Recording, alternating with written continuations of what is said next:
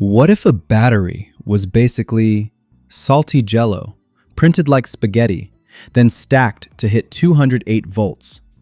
So basically, scientists made electricity out of salty jello. Somewhere, a Duracell engineer just blinked twice.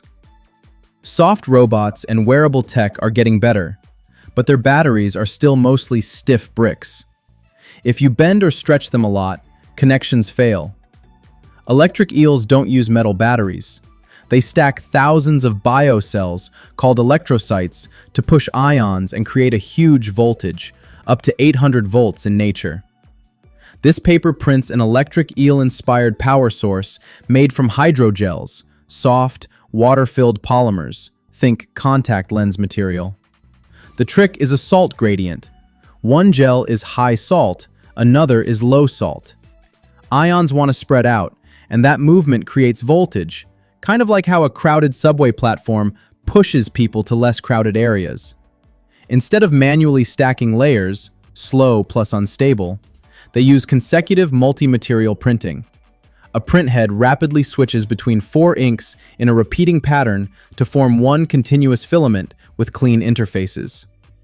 The printed filaments stretch up to 137% and keep stable voltage for 1,000 stretching cycles at 100% strain. They scale it up fast. Using an arrayed printhead, they automatically print/assemble a system that reaches 208 volts in approximately 30 minutes. And they weave the filament into a wristband that powers a digital wristwatch. This isn't replacing Li-ion. The voltage drops as the salt gradient gets used up, and the paper says long-term use needs a way to regenerate the gradient. They even point to solar desalination as a future path. The headline isn't "New Super Battery." It's "We can finally manufacture soft, eel-style power sources quickly and reliably," which is exactly what soft robotics and wearables need. Normal battery. Don't bend me. Eel battery. Bend me 1,000 times, I dare you. Would you rather wear a soft battery like this, or do you think soft power will always be too weak to matter?